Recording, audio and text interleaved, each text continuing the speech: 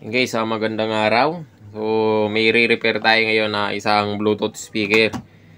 Ang brand niya, o ang tatak niya ay 707 Music House. So, itong ano niya, harap niya. Binaklas ko na siya. Nakuha ko to sa magbabakal bote. So, subukan natin siyang i-repair. Naglagay na ako ng battery. Ito. May charge naman yung battery niya. Ang problema, wala siyang display. No? Pag pinower natin, wala. Pero hindi ko pa tinesting yung charger nito kung gumagana. So, naglagay lang ako ng battery. So, ngayon, troubleshoot ko muna siya. Dahil wala siya power. Chinek ko na rin yung mga ano niya, SMD capacitor niya. So, wala naman shorted. Yan, talagang wala power. Wala pumapasok na supply. So, troubleshoot muna natin. O, sabihin ko lang sa inyo kapag kita ko na yung talagang problema nito. So, yun guys, parang nakita ko na ang problema niya. Pero hindi pa ako sure. Pero palagay ko ito na yun eh. Ang problema pala nito, ito. May nakita kasi ako, nabulok siya na ano, na linya. Ayun oh. Malabo. So, tinanggal natin yung ano niya, yung battery. So, ito yung battery niya. Baka kasi mag-short circuit pag naggalaw tayo eh. Sa board. So, ngayon ito. Yan. Itong linya na to. Ito. Medyo napapampanan tayo ng ating gamay. So, yan. Ayan, yung linya. Kung mapapansin ninyo yan, parang nabulok siya. Zoom natin para kitang-kita. Ayun, no? So, yung linya na to, parang nabulok o naagnas, oh. Ayan. Ayan, parang namuti siya, naagnas. So, wala siyang contact. Kung titignan mo yan, so tinanggal ko kasi dyan, yung katapat niya sa ilalim, ay yung SD card. So, tinanggal ko na. Ayun, oh. Ayun. Kita na natin. Ayun siya, oh.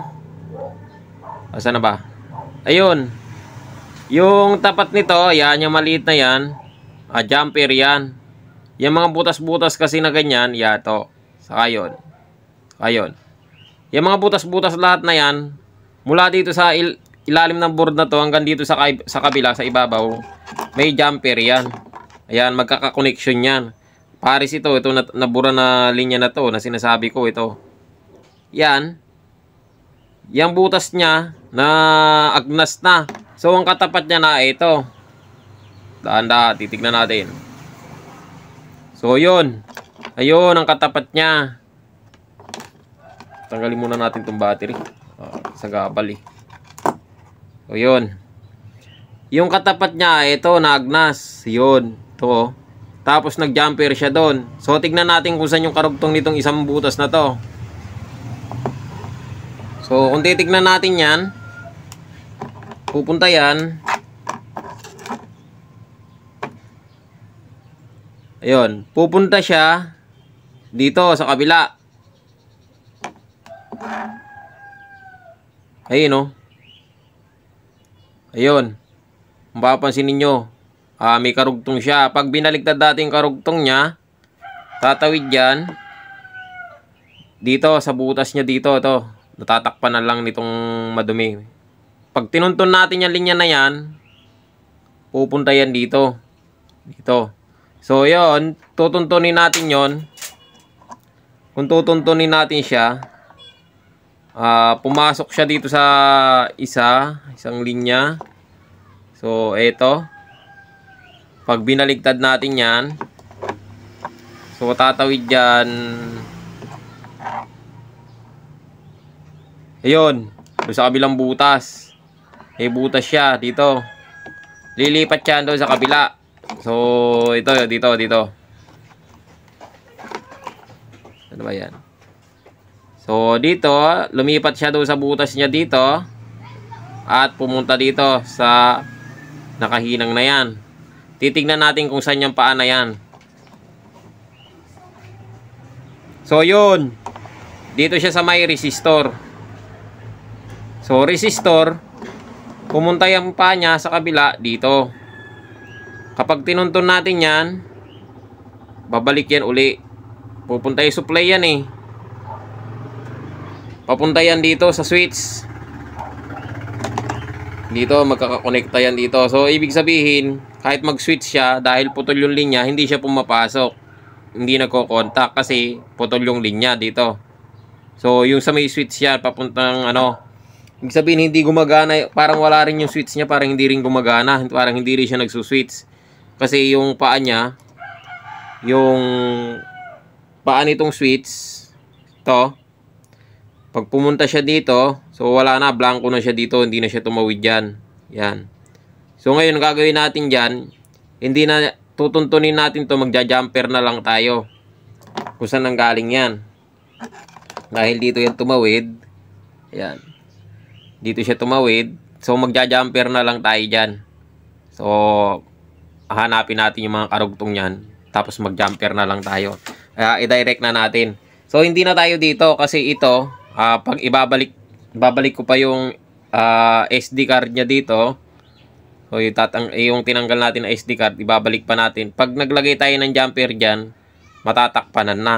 O maaari magka-problema pa kasi uumbok yan eh. Hindi na pa-flat dyan yung SD card. So magja-jumper na lang tayo, i-direct na natin yan. Pero gagana pa rin yung switch. Yung linya lang ang jumper natin. O papakita ko sa inyo mamaya yung ginawa natin. So hanapan lang natin ng linya yan. Mula dito, yan, dito siya nanggaling eh. Dito, napipaturo natin. Galing siya dito. Yan, dito tayo hihinang. Tapos hahanapin natin yung karugtong nitong isa. Hindi na tayo dito sa may tapat na to jumper. Pwedeng dito sa ibabaw. Pwedeng dito. Pwedeng dyan tayo mag-jumper para walang sagabal. Doon sa ilalim. So yun guys, papakita ko sa inyo mamaya yung gagawin natin. So yun guys, nag-jumper na tayo. So mula dito sa baba, ayan, makikita ninyo, papunta na yan dito sa battery. Positive ng battery yon.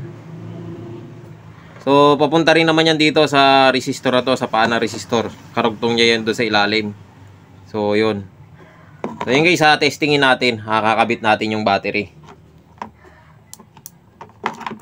O kakabit ko muna yung ano niya.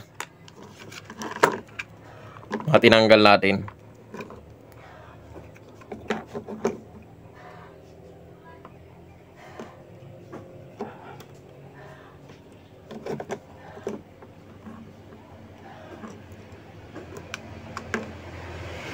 One hand lang tayo. Ang hirap pag one hand. O yan. O ito na yung kakabit nating battery. Tatandaan lang natin positive niya. Saka positive nitong battery. So baka magbaligtad kasi puputok.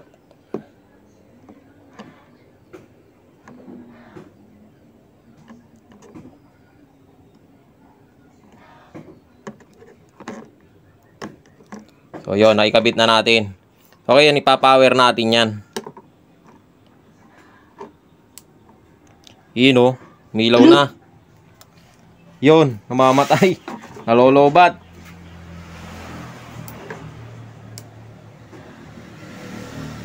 Wala, nalobat na. So, i-charge muna natin, tapos testingin natin mamaya. So, lobat na yung battery yung pinang-testing natin. So, yun guys, charge muna natin siya. O, umakarga naman, ayun o. Meron na siyang ilaw. So, nagcha-charge. Subukan natin siyang paganahin. Kung mamamatay ba. Bluetooth mode. So, yun. So, yun. Nagtuloy-tuloy na yung ano niya. Hindi na siya namamatay. So, ibig sabihin, lobat nga. So, antayin muna natin siyang mag-charge na medyo matagal. Tapos, testingin natin. Pero sa tingin ko ito okay na. Kasi, hindi naman na namamatay-matay. Pero testingin pa rin natin mamaya. Antayin lang natin na mag-full charge siya. O hindi man natin mapag-full charge. Yung mga siguro, mga mag-charge siya ng konti. Tapos patunugin natin kung tutunog ba. 1 hour later. Nag-charge naman siya. O ngayon, testingin natin. Play tayo ng music. Iba pala Power. Bluetooth mode. So, yun. Connected.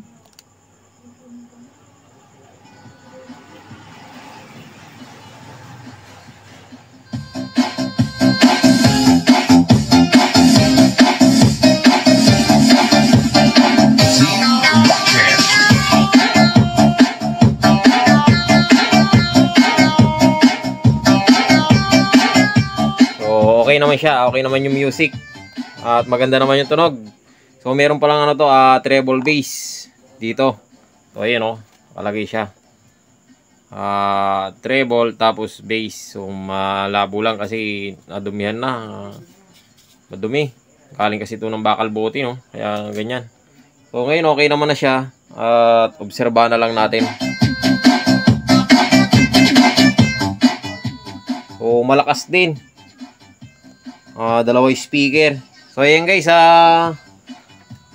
hanggang dito na yung video natin at sana nakatulong sa inyo yung video na to at maraming salamat sa panonood.